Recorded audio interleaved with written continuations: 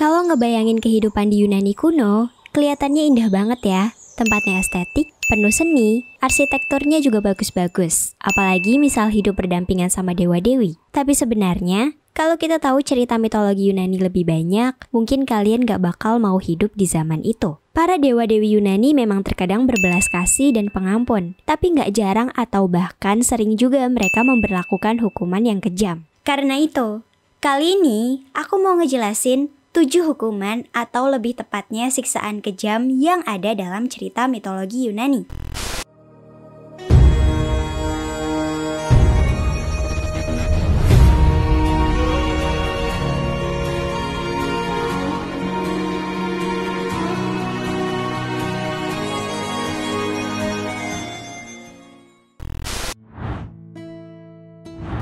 Ixion adalah orang yang sangat kejam.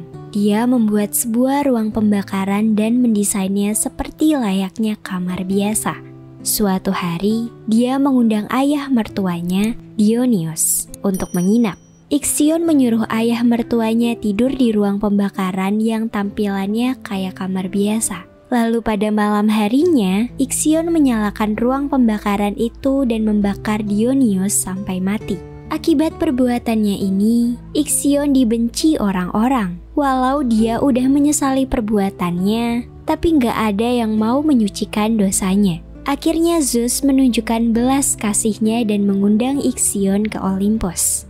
Sesampainya di sana, Ixion yang mau diberi kesempatan kedua sama Zeus malah nggak tahu diri. Dia nafsu melihat istri Zeus, Hera. Zeus awalnya hanya curiga. Lalu dia berencana membuktikan kecurigaannya. Zeus menciptakan sesosok dewi dari awan yang mirip Hera. Dewi ini dijuluki Nephele. Ixion melihat Nephele dan menyangka itu Hera. Dia langsung menyetubuhi Nephele. Kecurigaan Zeus terbukti. Dia marah besar. Zeus menyerang Ixion dengan Thunderbolt-nya, lalu melemparkan Ixion ke Tartarus untuk disiksa. Zeus nyuruh Hermes mengikat Ixion di sebuah roda api.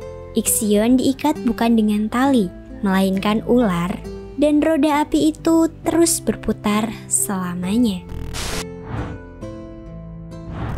Tantalus adalah raja dari Phrygia dan termasuk salah satu anak Zeus. Statusnya sebagai anak Zeus nggak membuatnya lolos dari hukuman yang kejam. Tantalus haus akan kekuasaan dan dia terkenal sebagai salah satu manusia paling egois di dunia. Sebagai anak Zeus, dia sering diundang ke jamuan para dewa di Olympus. Tapi sama seperti Ixion, Tantalus nggak tahu diri dan malah memanfaatkan kebaikan para dewa. Di Olympus, Tantalus mencuri nektar dan ambrosia para dewa. Dia juga ngebongkar rahasia dewa alias ngegosipin mereka.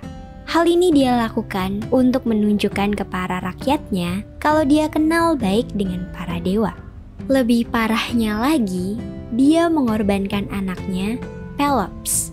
Pelops dimutilasi dan direbus lalu disajikan sebagai makanan untuk para dewa. Tantalus berniat ngetes kemahatauan mereka. Para dewa tentu sadar dengan kelakuan Tantalus. Zeus melemparkannya ke sebuah danau yang di atasnya terdapat pohon dengan banyak buah-buahan segar. Tantalus dihukum untuk mengambang di air selamanya. Tiap kali dia mau ngambil buah di atasnya untuk makan, dahan pohon otomatis naik sendiri. Dan tiap kali dia mau meminum air danau, air itu langsung surut sampai Tantalus nggak bisa meminumnya. Sisyphus, seorang raja dari Korinth. Dia terkenal sangat pintar sampai bisa kabur dari kematian. Zeus pernah mengirim Thanatos, sang dewa kematian, ke Sisyphus. Karena Sisyphus udah membocorkan salah satu rahasia Zeus. Sesampainya Thanatos di hadapan Sisyphus dan mau merantainya untuk dibawa ke Underworld, Sisyphus bertanya bagaimana cara kerja rantai Thanatos dan meminta Thanatos untuk nyoba rantai itu dulu ke dirinya sendiri. Entah kenapa Thanatos nurut-nurut aja dan merantai dirinya sendiri. Sisyphus langsung mengunci Thanatos dan mengurungnya.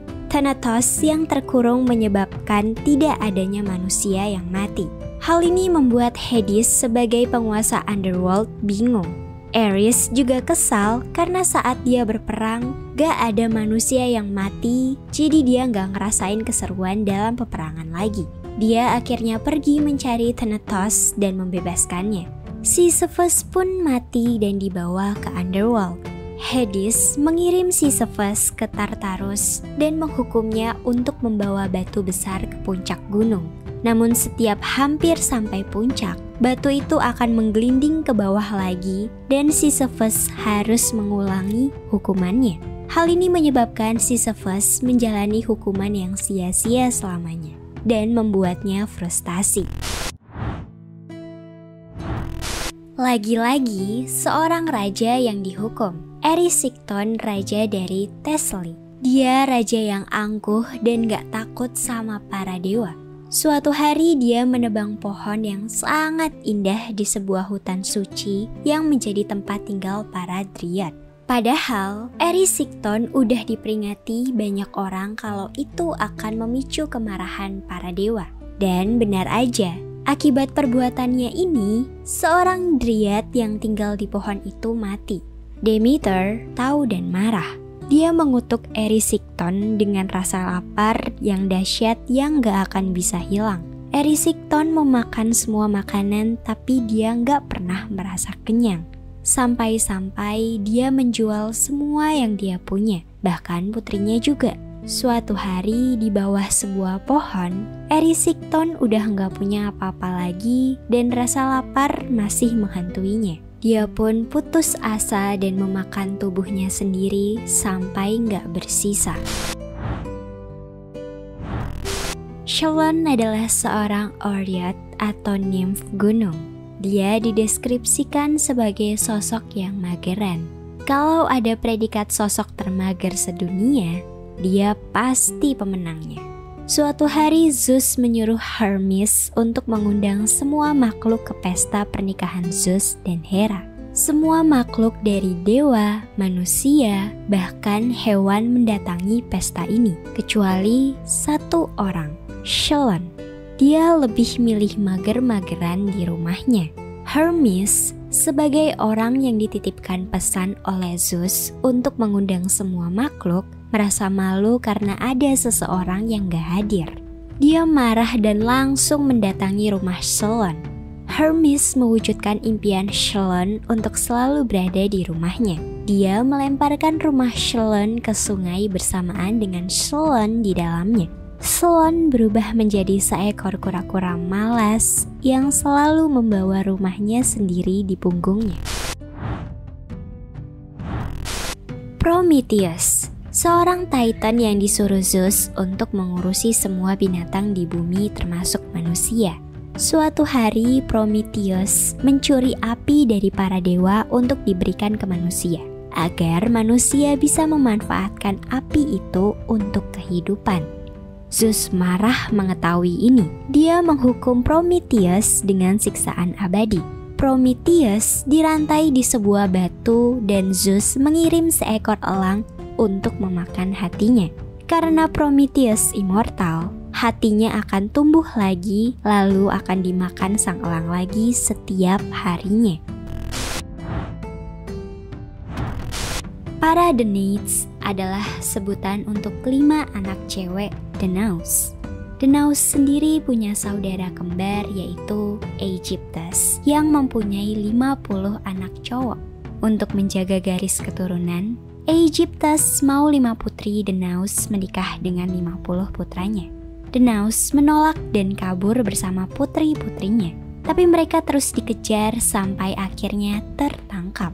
Danaus terpaksa menyerah, tapi dia menyuruh 5 putrinya itu untuk membunuh 50 putra Aegyptus di malam pernikahannya. Dan para Danaids menuruti kata ayahnya. Para Danaids dihukum atas perbuatannya. Mereka diperintah untuk mengisi sebuah kendi dengan air. Hukumannya terdengar mudah ya, tapi sayangnya kendi yang para Danaids isi air nggak akan pernah terisi penuh karena di bawahnya terdapat lubang. Hukuman ini mirip dengan Sisyphus yaitu pekerjaan yang sia-sia. Itu dia 7 hukuman atau lebih tepatnya siksaan kejam yang ada di cerita mitologi Yunani. Mohon maaf banget kalau ada kesalahan pengucapan kata ataupun kalimat. Jangan lupa buat mampir ke TikTok dan juga Instagramku. Dan yang pastinya subscribe channel ini juga ya. Oke deh, aku Veronica Indah. Thanks for watching. See you next. Bye-bye.